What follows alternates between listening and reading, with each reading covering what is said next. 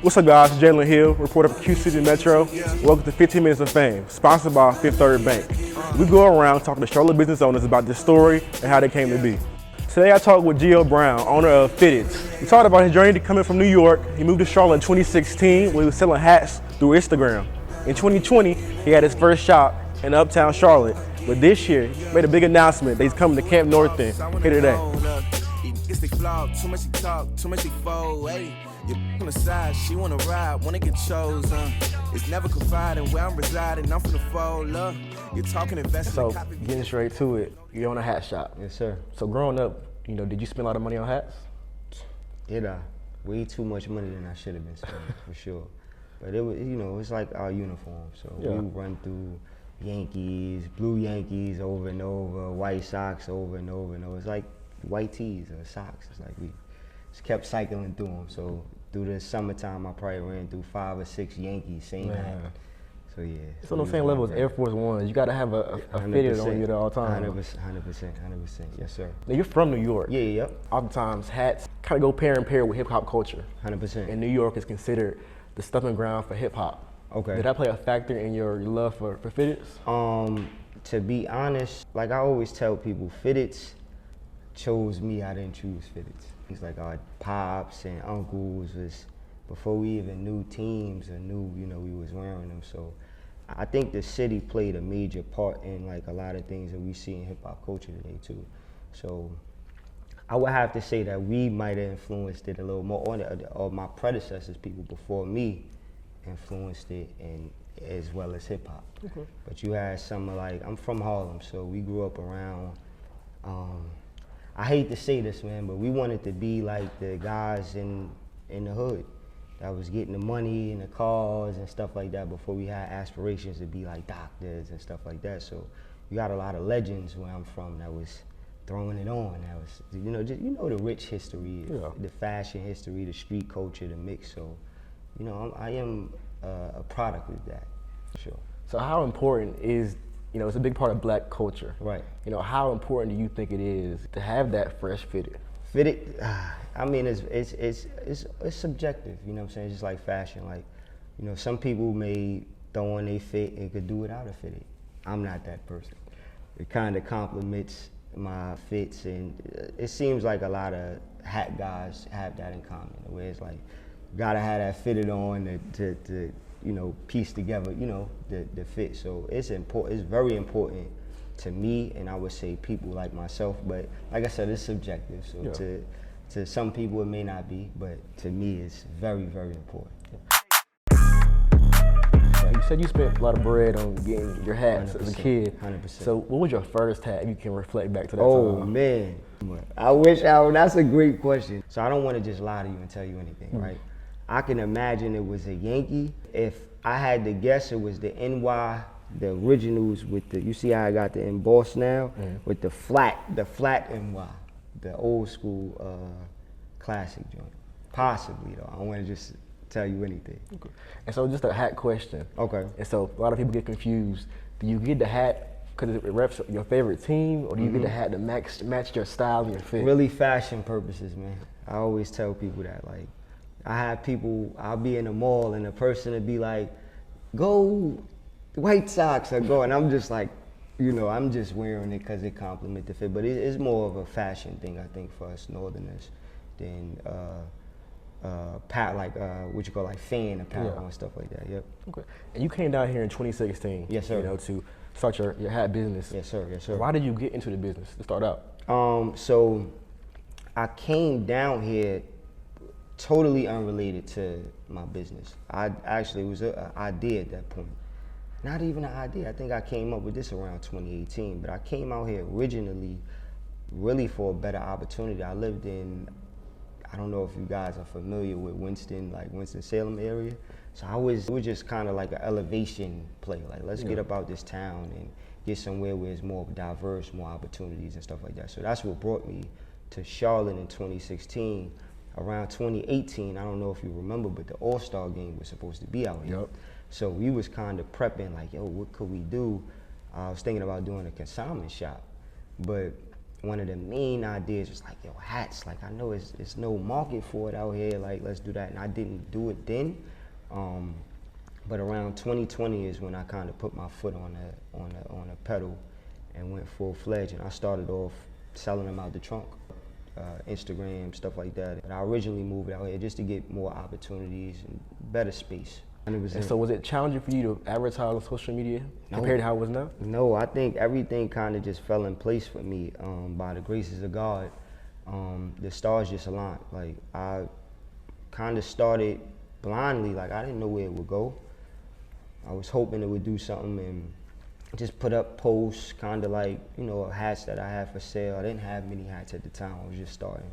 And it picked up crazy. I started getting people out of nowhere commenting, you got a 1/4, you got a 3/8, and you know, before you know it, it kind of just took off. Like I don't know really what to attribute it to other than me just kind of putting it out there and possibly like solving a problem for people out here that was looking for the product. Yeah. And open up your first shop in 2020. Yes, sir. You know, what was that like for you to have your first brick and mortar?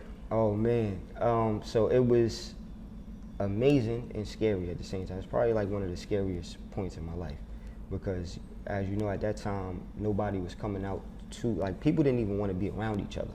So people was kind of like not wanting to come to shop and things of that nature. So, you know, it was a trying time for me because I seen a lot of obstacles. I'm like, all right, we gotta get over this and we gotta get in. I think it was just faith. It was just a lot of faith, and it was excitement too. I was excited. Our first drop lines around the corner, so of course that's going to draw some excitement. But I think it was a mixture of excitement and fear, to be honest. But you know, we pushed through, and it taught me a lot too. It was the greatest lesson, you know what I'm saying, for me in business is to kind of go into it without no experience and tripping and falling and getting to these places where it's like, okay, I know this, like I could jump over this, and kind of like, it just builded me up so much. You know? So, you know, you came down here to start selling your hats here. So how would you compare the hat culture in New York compared to down Charlotte? south in the Charlotte area? So the hat culture in New York has just always been there, you know.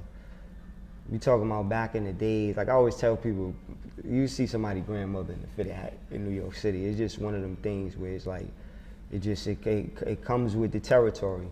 So the culture there is, I wouldn't even consider it a culture. It's kind of like a lifestyle thing. It's like, it's just a part of like our daily get up, you know. But I think the culture in Charlotte is starting to grow.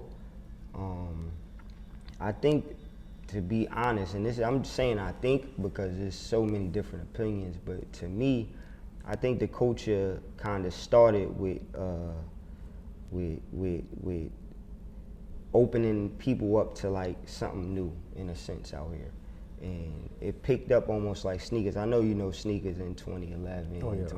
It's in that infant stage now, so it's still growing. And I think overall, like, it's kind of like on the same playing field everywhere. Like, you got from Charlotte to to Harlem to California, you got it kind of growing together. So I think it's in its baby stages. I don't think New York ever had like a hat culture. It's just something we did. But now it's starting to grow everywhere into like a hat where you got collectors, you got people dedicating YouTubes, you got people waiting on lines. That never happened with me growing up. I never walked past a hat store with a line. Wow. Never heard of like drops and exclusive. It wasn't any of that. So that's kind of like a newfound thing within these last couple of years. So I would say the hat culture everywhere is kind of growing together. Yeah. And you mentioned that, you know, there's been a big increase in resellers. Does that, you know, impact? You just had a reaction to that. No. It's a good thing. Yeah, it's a beautiful thing. I think what it does is it strengthens the market and the product. You know, you got people that, you know, they come in to try to get these hats, right? And it's like sneakers. Like, you got a certain amount of them. You can get them from a certain place. Once they go to the aftermarket. So it's one of them things that, like, I actually appreciate it. you know, more than anything. I don't think it's a hindrance at all. I think it's really healthy for the hat culture right now. So I love it.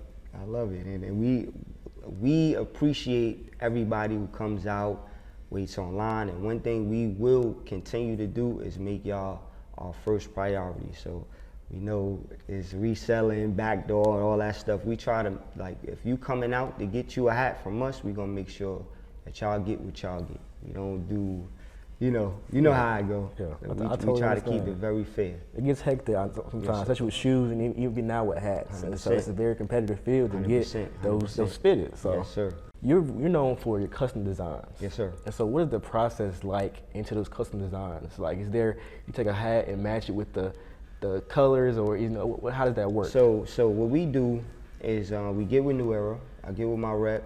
We'll do like a Zoom call. We'll jump on and just kind of create from there. So they got like templates. Of course, you got a whole database of like side patches and logos. And I think the colorway thing is kind of just, it's all depending on how you want to play it. Some days I won't know what I'm going into. And I'll go in and be like, Robert, pull up an NY. We'll pull up an NY and I start to play with colors, and you can visually see through the mock-up what we're gonna come up with, and I'll be, oh, that's dope, let's do that. Or it'll be story-based, so we'll base it around, like, what we like to do is highlight the historic value of the hats. So you see the side patches, it might be like the All-Star 1998 or World Series 96. So we tell a story through that. We might make a hat based off Derek Jeter and his best home run year, you know, stuff like that. So like storytelling is becoming the thing for us more or less than just colorways, because everybody is doing like the colorway thing. So we like to get into it and tell a story as well. And then it adds personality to the hat as well. 100%, yes, sir. Okay. And so yes, do you work, people come to you and ask for you to custom design their hats as well? Yeah. So we work with local creators, and that's another thing too. Fitteds is not just a hat store, we're a platform. So we give local creators, we use it as like a promotional tool in a sense, because it's already a popular product around the world. So we may get with, let's just say Grow over here, and do a hat with them and curate it around plants and stuff like that. And also use that product that millions of people is gaining this popularity and love to bring awareness to their brands as well. You know what I'm saying? And that community aspect is big for us too. You know what I'm saying? So, you know, we definitely like to use these hats as a tool, in a sense, to collaborate and to bring brand awareness to local creators, people that may not have their footing in yet. And, you know, typically it takes for you to get to a certain place to do stuff like that, to create with big brands and stuff like that. So we like to give that opportunity to people that's just starting too. Yeah. So. And then speaking with collaboration, you worked with the Knight Foundation. Charlotte Knights, Shout out to the Charlotte Knights. You worked with David Butler, and you guys worked together to my collab on a hat for Charlotte Knights HBCU night. 100%. So tell me about that experience. What was it like working with David and coming together for idea for that was dope. See, Dave could tell you a little better because he orchestrated the whole play. It was something that he had in mind for a while, and it was just cool to see that come to life, from the creation of the hat to actually getting with the Knights and officially collaborating with them and going in and doing the HBCU night. I got an opportunity with my brand to design the official logo for the HBCU night. So they gave out 2,000 shirts, had my logo on, like, so it was a amazing experience. I mean, I'll never forget it. And it was. You need to get Dave on here so he could tell you, because he made sure everything, like, shout out to Dave. If y'all know Dave, he don't play, he makes sure he get it done. So, but Dave could tell you a little more about the inner workings of the process. But I was kind of just there to facilitate, like, the hats, being able to, like, create that opportunity for him to do it with New Era. But everything else was Dave. He kind of ran the show on that one, so I don't want to take too much credit. So the hat sold that night, or were they giving out to those who came to the HBCU night? So we actually sold them the next day. So we did the HBCU night, if I'm not mistaken, I think it was on Friday, and we did the drop on Saturday. So the drop was at the store. The HBCU night was at the arena the day before. Okay. So it was people that came through and got like guaranteed tickets if they found us there. But for the most part, everybody who came the next day, it was kind of like a first come, first serve. Okay. Yep. So, you know, there's places like Lids and Hat Club out here. People can try to get hats from. Yep. You know, what is your push for customers to patronize you instead of the other big name brands? So what we do is we create everything in-house. Like I said, originally kind of from us. So whether we storytelling or we just picking out colorways, you can only get these specific hats from us. And yeah, I think we just all got a love for hats. That's what makes us common. And shout out to Liz, shout out to Hat Club and all of the hat platforms around that's doing anything currently. Okay. And to close it out, you know, grand opening is in March. Yes, sir. You know, anything sneak preview stuff you want to, you know, give us Sneak the peek? exclusive on? Yeah, sneak peek. I give you a sneak peek. Hold on. I gotta get up though. I can get By up. all means, go ahead. Give you a sneak peek. So let's go ahead and do this Tampa Bay. And we're gonna drop this soon. So Oh, that's fire. it's a good sneak peek. So as you can see, this is the Tropicana Field. We showing the joint. camera? Yeah, for sure. That's dope. And I see you got on the orange and green, so I said, let me go ahead and grab something to make sense with the fit. It's clean. Yeah, so we're gonna be dropping that soon. Yeah, and the inspiration behind that is just, you know, Florida colorways. You see that Tropicana feel that's, you know, is a familiarity thing. You might have people that don't even wear fitteds, but they drink Tropicana. Oh yeah, without You a see doubt. that, it's like, oh, snap, what's that? It don't stay long in the house neither. You got you 100%. gone quick. So it's eye-catcher, conversation piece kind of thing. But yeah, that's gonna be something we drop soon. That's just tip of the iceberg. Tip of the iceberg. Come March, we gonna have something real special for everybody in the city. Hope to see y'all out there. Without a doubt. You know what I mean? Hopefully y'all come out, come Yeah. see us. You know, we make sure we take care of y'all. And yeah, appreciate y'all for the time. We look forward to it, man. Thank you for taking the time to talk to us. Yes, sir, man. Know it.